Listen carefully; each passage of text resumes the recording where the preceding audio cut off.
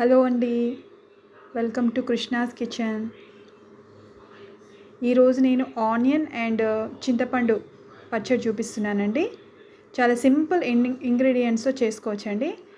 ముందుగా ఒక కడాయి తీసుకొని స్టవ్ ఆన్ చేసుకొని కడాయి వేడయ్యాక 2 టేబుల్ స్పూన్ ఆయిల్ తీసుకోవాలండి. ఆయిల్ వేడయ్యాక అందులో పచ్చిమిర్చి అండి ఒక 8 ఆర్ 10 వాటిని కట్ చేసుకొని వేసుకోవాలండి. కట్ చేసుకోకుండా వేసుకుంటే అవి ఫ్రై చేసేటప్పుడు పగిలే ఛాన్స్ ఉంటుందండి. బ్రేక్ అయ్యి మన ఫేస్ మీద పడే ఛాన్స్ ఉంటుంది. అందు గురించి అవి కట్ చేసి వేసుకొని లిడ్ పెట్టేసుకోవాలండి. ఒక్క 2-3 మినిట్స్ ఫ్రై చేసుకోవాలండి. ఒక 2-3 మినిట్స్ తర్వాత మూత తీసి కొంచెం సేపు ఇలా కలుపుకోవాలండి నేను చూపించిన విధంగా.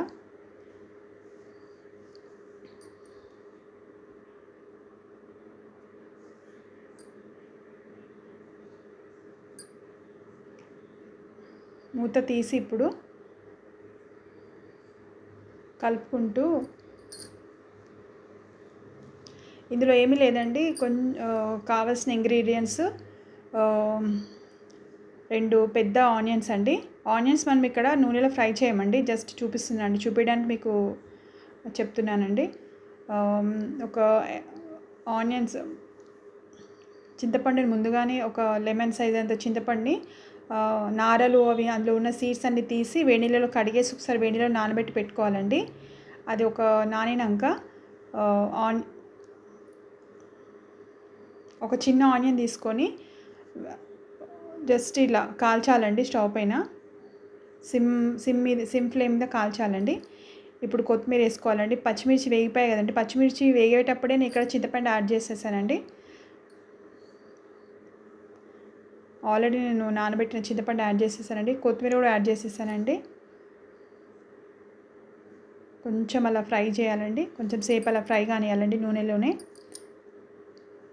ఇప్పుడు నేను తీసుకున్నప్పుడు స్టవ్ ఆఫ్ చేశానండి. స్టవ్ ఆఫ్ చేశాకని మనం ముందుగా రెడీ చేసుకున్న ఆనియన్స్ని పెద్ద పెద్ద ముక్కలు కోసుకొని వేసుకోవాలండి. ఫ్లేమ్ ఆఫ్లోనండి, ఎందుకంటే ఈ ఆనియన్ పచ్చిగా ఉంటేనే బాగుంటుందండి. నూనెలో ఫ్రై చేసే అవసరం లేదండి. ఆ వేడి మీదనే కొద్దిగా మూత పెట్టేసేయాలండి. ఆనియన్స్ పెద్ద పెద్ద పీసెస్ వేసేసుకొని ఇప్పుడు నేను వేరే స్టవ్ పైన చిన్న ఆనియన్ మంట పైన వెయిట్ చేస్తున్నానండి. వంట పైన కాల్చాలండి. ఒక 5 మినిట్స్, 2-3 మినిట్స్ 5 మినిట్స్ వరకు కాల్చాలి. తర్వాత ఇప్పుడు మనం వేయించి పెట్టుకున్నాం కదండి ఆనియన్స్, అవి పచ్చిమిర్చి, కొత్తిమీర, చింతపండు ఇవన్నీ ఫ్రై చేసుకున్నాం కదండి. చల్లగా అయ్యాక మిక్సీలోకి తీసుకోవాలండి. మిక్సీలోకి తీసుకొని ఇప్పుడు మనము అదే కడాయిలో ఒక టేబుల్ స్పూన్ ఆయిల్ తీసుకోవాలండి. అదే కడాయిలో ఒక టేబుల్ స్పూన్ ఆయిల్ తీసుకొని అందులో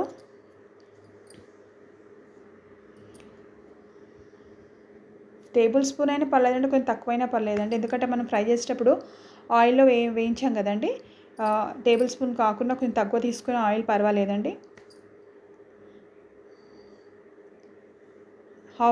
హాఫ్ టీ స్పూన్ ఆవాలు, హాఫ్ టీ స్పూన్ జీరా,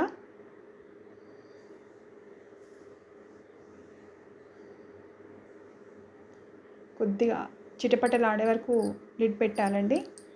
ఇప్పుడు మనము ఒక 4-5 వెల్లుల్లి రెబ్బలు తీసుకొని వాటిని కచ్చాపచ్చా దంచుకొని అందులో వేసేసుకోవాలండి. వేసుకున్నాక ఒక 3-4 ఎండుమిర్చి కట్ చేసుకొని అందులోనే కర్రీ లీవ్స్ వేసుకొని బాగా కలుపుకోవాలండి. అందులో హాఫ్ టీ స్పూన్ పసుపు కూడా యాడ్ చేశానండి, జస్ట్ కలర్ గురించి అండి. ఎందుకంటే మనం ఇక్కడ ఆనియన్స్ పచ్చివే తీసుకుంటున్నాం కదండి, కొంచెం కలర్ అంతా వైట్గా ఉంటుందండి. కలర్ గురించి కొంచెం పసుపు యాడ్ చేసుకోవాలండి పోపులో. ఇప్పుడు మనము గ్రైండ్ మరీ మెత్తగా వేసుకోదండి, కొంచెం బరకగా వేసుకోవాలి. ఇప్పుడు నేను గ్రైండ్ చేసేటప్పుడే మనం కాల్చి పెట్టుకున్న ఆనియన్ ఉంటుంది కదండి, అది ఆ పైన పొట్టు తీసేసి అలాగే వేసుకున్నానండి. వేసుకొని అందులో సాల్ట్ యాడ్ చేసుకొని మిక్సీ పట్టానండి. ఆ మిక్సీ పట్టిన మిశ్రమాన్ని ఇప్పుడు పోపు వేసుకున్నాం కదండి, ఆ పోపులో వేసుకోవాలండి. వేసుకొని స్టవ్ ఆన్ చేసుకొని మీడియం కంటే తక్కువ ఫ్లేమ్లో బాగా కలుపుకోవాలండి. ఒకసారి బాగా కలుపుకోవాలి. అప్పుడు టేస్ట్ బాగా వస్తుందండి.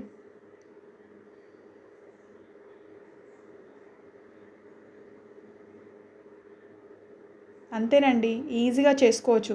ఇది అన్నంలోకి చపాతీలోకి చాలా బాగుంటుందండి.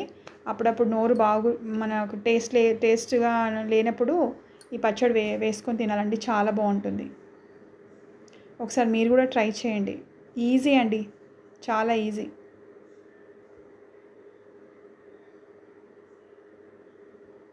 చూడండి మీరు కూడా ఒకసారి.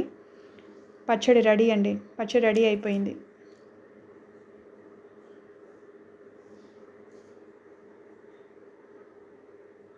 అంతేనండి, స్టవ్ ఆఫ్ చేసేసుకోవాలండి. పచ్చడి చూడండి, అవి మధ్య మధ్యలో పెద్ద పెద్ద పీసెస్ అలాగే ఉంటాయండి. మరీ పేస్ట్‌లా చేసుకోవద్దండి. ఆనియన్స్ పీసెస్ ఉండేటట్టు చేసుకోవాలండి.